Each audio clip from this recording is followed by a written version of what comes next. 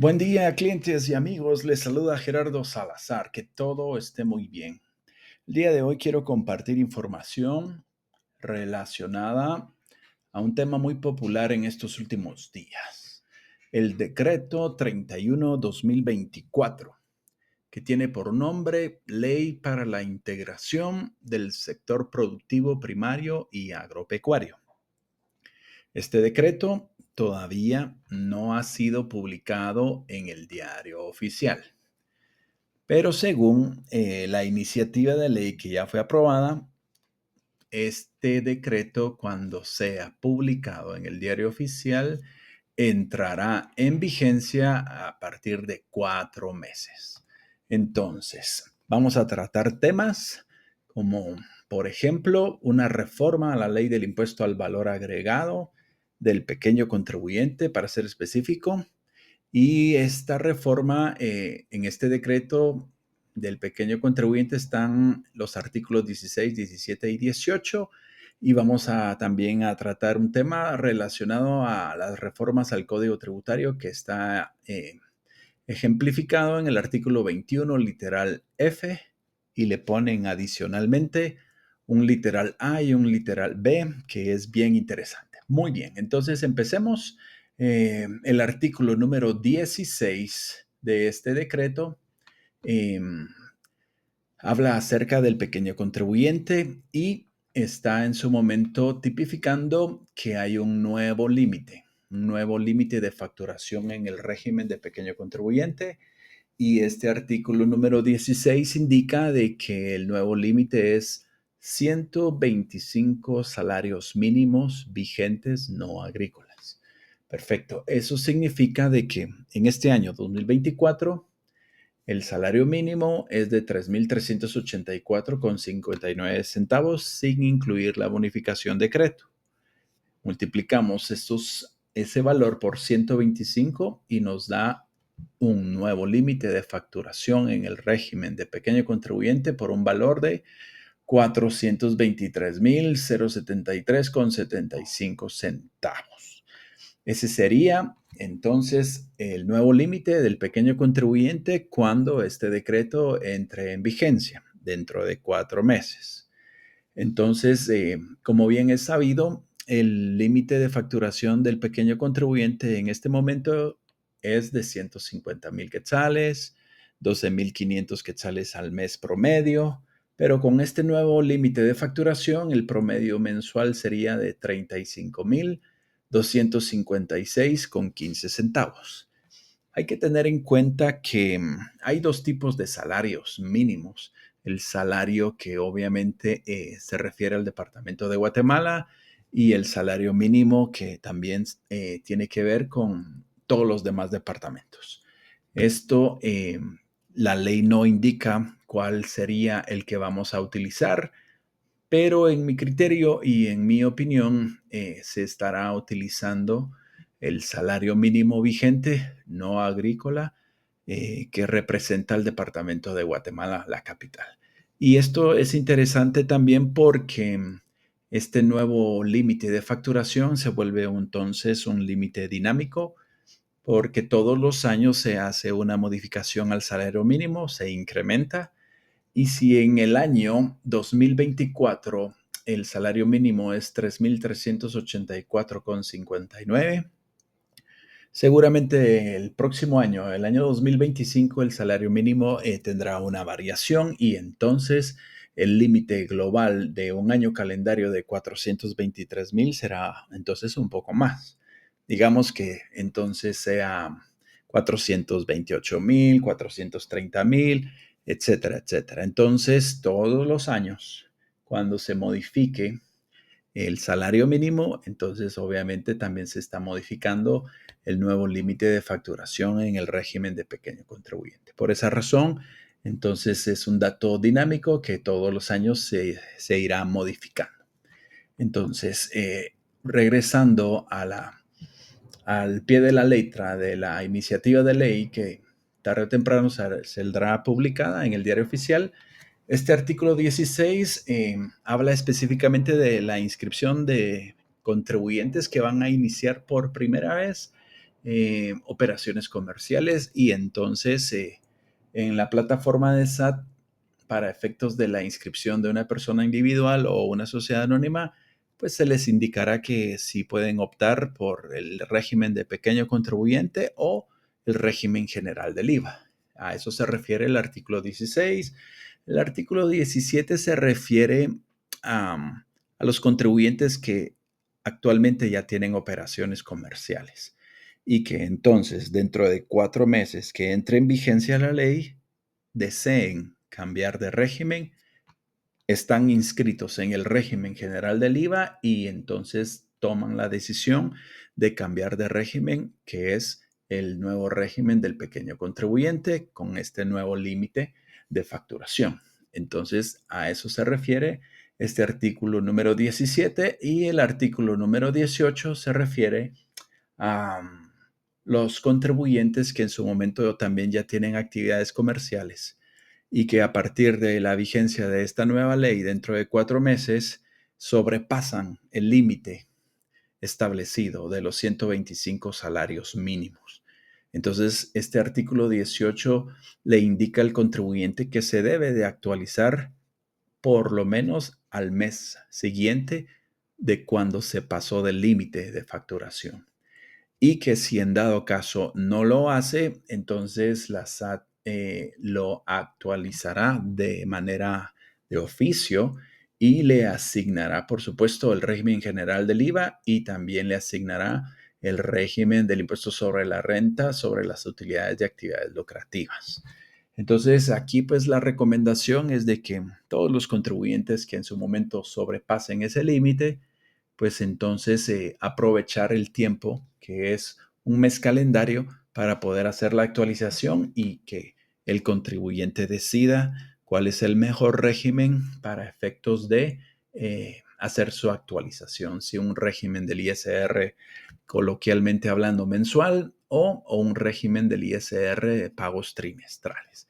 Entonces, ese es el resumen de estos 3 artículos que hacen referencia al pequeño contribuyente. La cuestión y las preguntas y el análisis es, ¿vale la pena cambiarse del régimen general a este nuevo régimen de pequeño contribuyente? Pues en mi criterio creo yo que para todas esas empresas que su actividad económica es la prestación de servicios, creo yo que es una muy buena opción, ya que estarían pagando solamente el 5% sobre el total de todo lo que se factura. Ya no tendrían que pagar el IVA, no tendrían que pagar el ISR si están inscritos en el régimen del ISR de los pagos mensuales. Entonces, esta opción de cambiarse de régimen para este tipo de actividad económica y comercial creo que vale la pena. Ahora, por ejemplo, los contribuyentes que tienen actividades comerciales, compra y venta de bienes. Entonces, cambiarse de régimen vale la pena. Pues podríamos decir que tienen algunas ventajas y algunas desventajas. La ventaja podríamos decir que van a pagar, como ya lo mencionamos, el 5% sobre el total de sus ventas, pero no van a tener el derecho a reclamar el crédito fiscal de todos los bienes que comercializan. Entonces, en el régimen en el que están inscritos ahorita, entonces funciona de que compramos nuestros bienes que vamos a comercializar, nos genera un crédito fiscal, vendemos los bienes y entonces pagamos solo la diferencia entre pues, lo que vendimos y lo que compramos. En cambio, en el régimen del pequeño contribuyente estarían pagando eh, fijo una cuota del 5%. Entonces, para este tipo de actividades comerciales de compra-venta de bienes, creo yo que sería muy particular y tendría que uno analizar caso por caso para determinar si es una buena opción cambiarse a este régimen.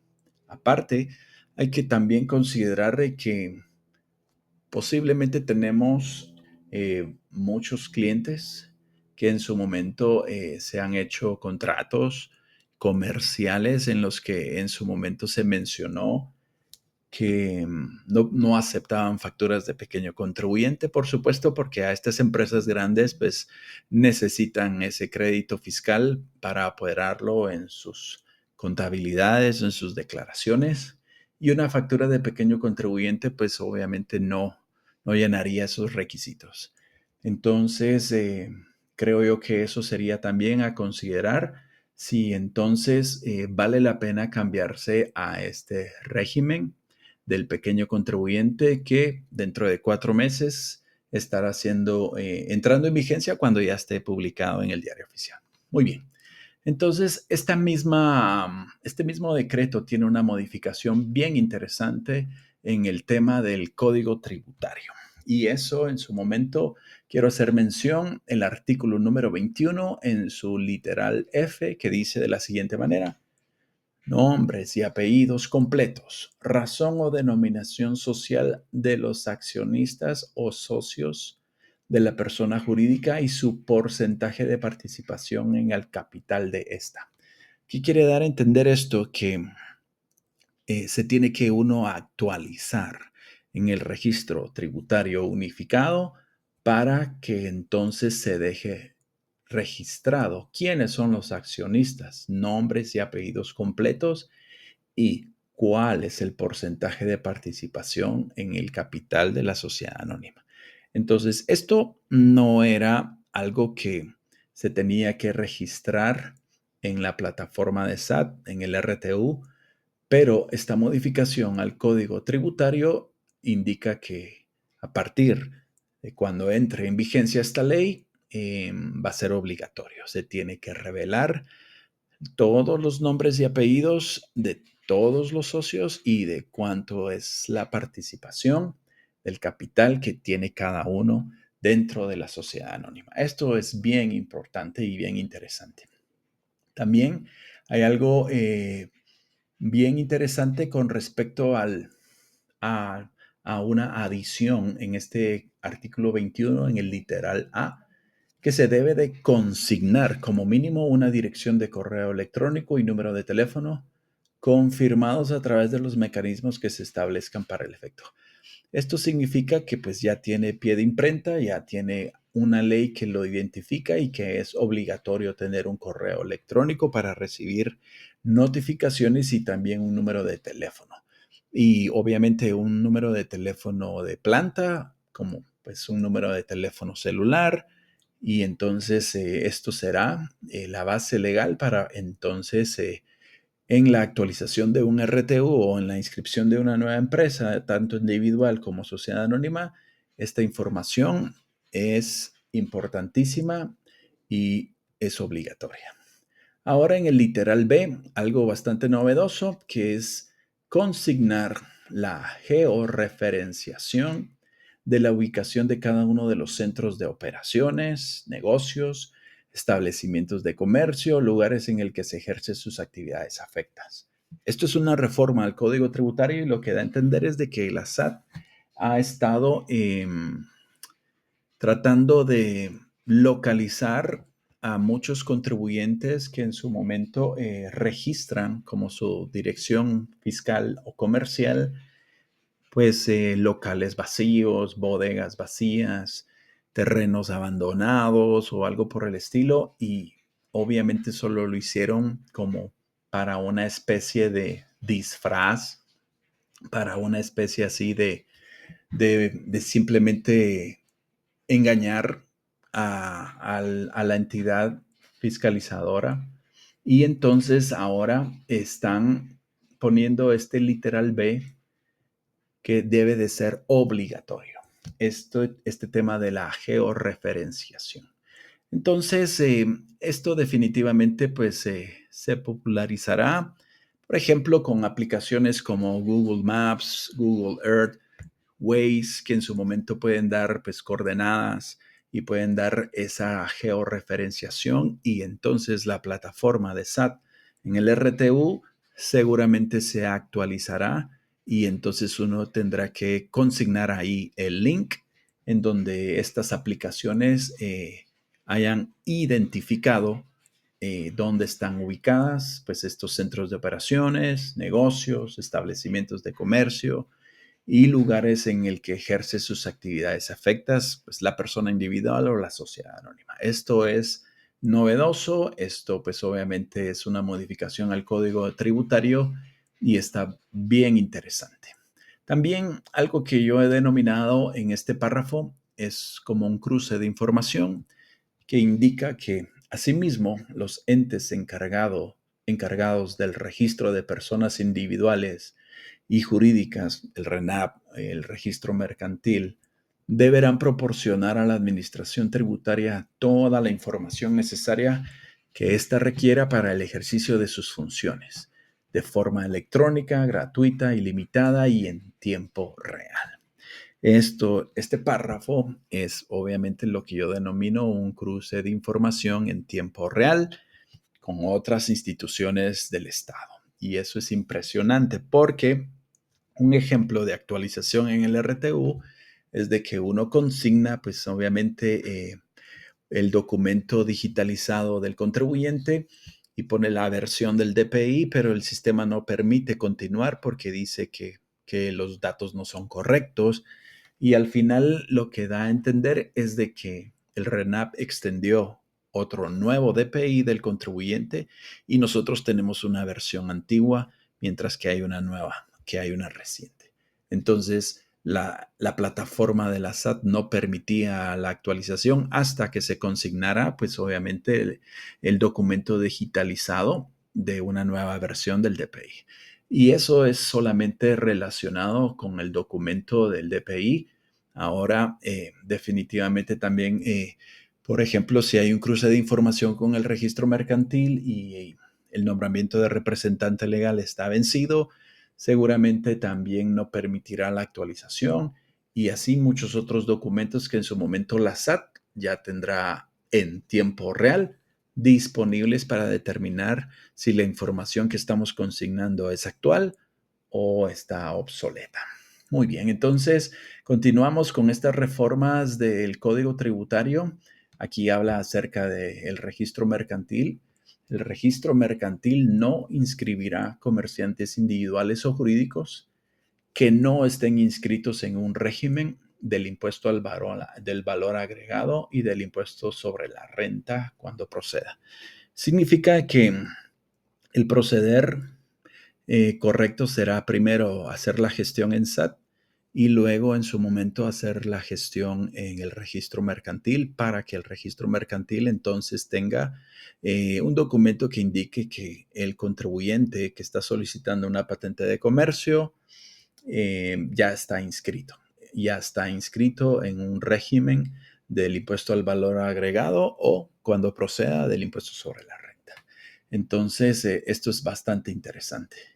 Entonces, la localización es algo que en su momento está haciendo mucho énfasis la SAT, el fiscalizador, y obviamente lo que está dando a entender aquí en este párrafo es de que la SAT va a tener la facultad de suspender al contribuyente de la afiliación del IVA si no lo localiza. Y eso pues obviamente es algo que ya ha sucedido con varios contribuyentes. Pues primero pues desde el punto de vista de omisos, muchos contribuyentes que están afiliados al IVA y que no habían pagado sus impuestos del IVA, pues entonces la SAT tomó la facultad de suspenderlos de la afiliación del IVA y entonces ya no podían emitir facturas de ventas. Pero ahora no solamente es con respecto al asunto de tener omisos y no pagar el impuesto del IVA, sino que ahora también se refiere a contribuyentes que no fueron localizados y que en su momento consignaron en sus direcciones comerciales y fiscales lugares abandonados. Entonces ellos en su momento suspenderán a ese contribuyente de la afiliación del IVA y no podrán emitir facturas. Todo este párrafo habla acerca de esto y hay algo bien interesante en este párrafo que dice que todas las empresas que en su momento pasen un año o 12 meses presentando declaraciones de IVA sin movimiento, no teniendo ninguna factura de venta ni de compra, Entonces, la SAT tendrá pues también la facultad de poder suspenderlos de IVA para efectos de que ya no presenten más sus declaraciones de IVA, como que dando a entender de que la empresa pues para el criterio de la SAT o en este caso el criterio de la ley es de que son empresas que ya no tienen movimiento y que pues entonces se les suspenderá de la afiliación del IVA. Este tema creo yo que es un poquito más complejo, más profundo, tal vez, y seguramente cuando también salga publicado el reglamento, tendremos un poquito más de información relacionado a cuál será el proceder de parte del fiscalizador con respecto a este tema. Y entonces habla también en este párrafo de que todas las empresas, todos los contribuyentes deben de tener por lo menos cada año su RTU actualizado y eso es importantísimo para evitar el problema esto de la localización y de la georreferenciación para efectos de que sean lugares que sí son las instalaciones administrativas y operativas de los contribuyentes.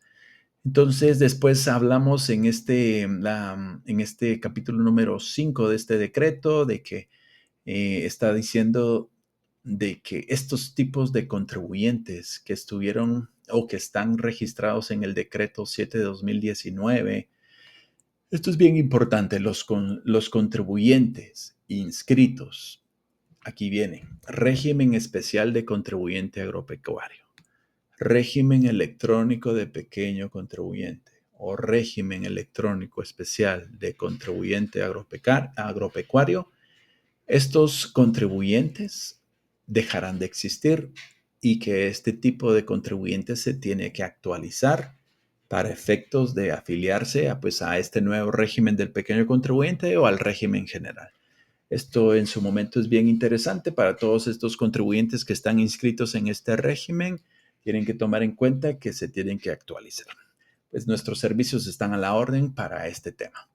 Y entonces, ya casi que finalizando, aquí obviamente hace mención un poquito más al cruce de información en tiempo real y aquí dice en el artículo 24, obtención de información. Para los efectos de corroborar la información contenida en las facturas electrónicas que emitan los contribuyentes a que refiere esta presente ley, el Registro Nacional de las Personas, RENAP, debe proporcionar a la Administración Tributaria en la forma que ésta requiere y sin costo alguno la siguiente información.